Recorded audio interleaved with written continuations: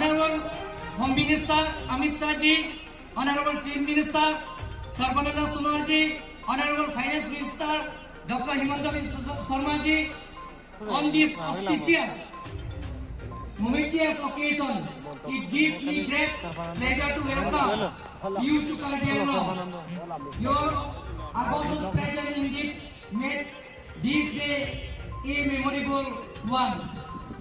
Honorable Home Minister Amit Shah ji, we are happy that due to your able leadership and the will to take bold steps, insurgent group like NJB and others we have brought to the table of discussion. And today we can see that the other groups of like People Democratic Council of Karbi Anglong, PDCK, United People Liberation Army, UPLA, Karbi People Liberation Tiger, KPLK, Dima National Liberation Army, DNLA, United People Revolutionary Front, UPRA, Karbi Anglong, North Kachar Hills Liberation Front, KLNF, Kuki Liberation Front, KLA, Kuki Liberation Army, KLA have been turned off to give arms and to negotiate with the government with the peaceful and democratic means. Honorable Sir, we wear that ultimate inspiration and long-standing demand of the people of Karbi Anglong and Dimasaw is the implementation of Article 244A of the Indian Constitution. Honorable Sir, that the people of Karbi Anglong have been agitating since 1958. The agitation took the form of a mass movement since 1986. Hundreds and thousands of people died during the movement. Several insurgent groups were born out of this movement, and many young people died. Due to civil unrest, the Hill District have lost precious time for education and development. We, along with the civil society organization, have worked hard for peace and to have insurgent group come our ground. I therefore ask Honorable Sir to take up this matter and take this initiative for immediate implementation of Article 244A of the Constitution. The people of Karbi Anglong and Dimasaw are resolute on this issue. We believe and are hopeful that under your leadership and the inspiration of the people of will meet. Once of the inspiration, the people is meet, there will be permanent peace. We also trust that under your leadership and under the leadership of Honorable Prime Minister Narendra Modi ji, more development will take place and make Karbi Anglong and Dimasaw and Prince of India.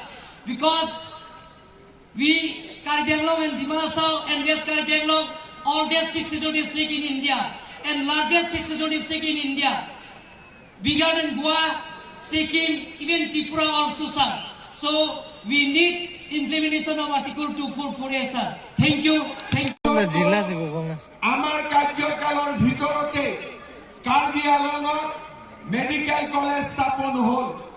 যোৱা কেইদিনমান আগতে বোকাজানত আহি Bokajan sub divisional হস্পিটালৰ কাম আমি আৰম্ভ কৰিছো।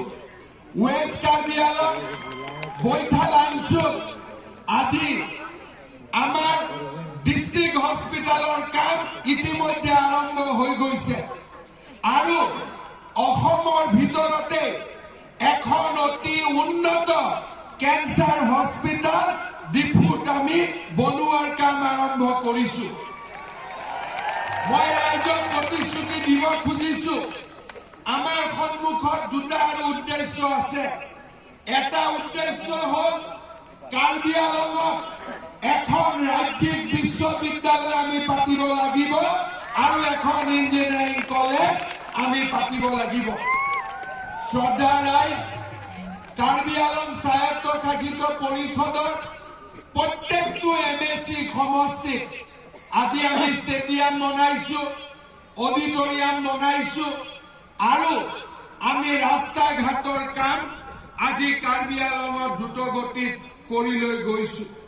মই বিশ্বাস কৰো যোৱা 5টা বছৰত কাৰ্বি আংলঙত যিমান কাম হ'ল আগতে কেতিয়াও এনেকে কাম হোৱা নাছিল। সেই কথা আজিৰ জনসমাৱেশে আকৌ এবাৰ প্ৰমাণ কৰিছে। শ্ৰদ্ধা ৰাইজ, কাৰ্বি আংলঙত আন্দোলন আছিল, কাৰ্বি আংলঙত হিংসা আছিল, কাৰ্বি আংলঙৰ মানুহৰ মনত বেদনা আছিল, দুখ আছিল, কষ্ট আছিল। আজি মাত্ৰ যোৱা কেইদিনমান আগতে মাননীয় গৃহমন্ত্ৰী অমিত শ্বাহ ডাঙৰীয়াৰ লগত আৰু তেখেতৰ আশীৰ্বাদত কাৰ্বি আংলঙৰ যিমানবিলাক সশস্ত্ৰ সংগঠন আছিল সকলোৱে আমাৰ মুখ্যমন্ত্ৰী ডাঙৰীয়াৰ হাতত অস্ত্ৰ শস্ত্ৰ জমা দিছে। এতিয়া আৰু কাৰ্বি আংলঙত হিংসাৰ কথা নাই, আন্দোলনৰ কথা নাই। কাৰ্বি আংলঙক এতিয়া এটাই প্ৰয়োজন, বিকাশ, বিকাশ আৰু বিকাশ। Only development, development and development. আজি মাননীয় অমিত শ্বাহ ডাঙৰীয়া আমাৰ মাজত আহিছে। অহা কেইদিনমানৰ ভিতৰতে কাৰ্বি আংলঙত ইতিমধ্যে এখন শান্তি চুক্তি স্বাক্ষৰ কৰাৰ বাবেও আলাপ আলোচনা আৰম্ভ হৈছে। অতি খুব কম সময়ৰ ভিতৰতে কাৰ্বি আংলঙত শান্তি চুক্তি স্বাক্ষৰ হ'ব আৰু কাৰ্বি আংলঙৰ ৰাইজৰ মনত যিমান দাবী আছিলে, আশা আছিলে, আকাংক্ষা আছিলে, তাৰ সেই আশা আকাংক্ষা পূৰণ হ'ব বুলি মই বিশ্বাস কৰোঁ। শ্ৰদ্ধা ৰাইজ, আজিৰ এই অনুষ্ঠানত থিয় হৈ মই আপোনালোকক আহ্বান জনাম, ডিমা হাছাওৱে হওক, কাৰ্বি আংলঙে হওক, যোৱা 5টা বছৰত আমাৰ ৰাজ্য চৰকাৰে কৰা প্ৰচেষ্টাত মোদী ডাঙৰীয়া আৰু অমিত শ্বাহ ডাঙৰীয়াৰ আশীৰ্বাদত কৰা প্ৰচেষ্টাই আজি কাৰ্বি আংলং ঠন ধৰি উঠিছে। কাৰ্বি আংলঙৰ মানুহৰ মাজত আজি বিকাশ আৰু প্ৰগতিৰ এক নতুন দিগন্ত ৰচনা হৈছে।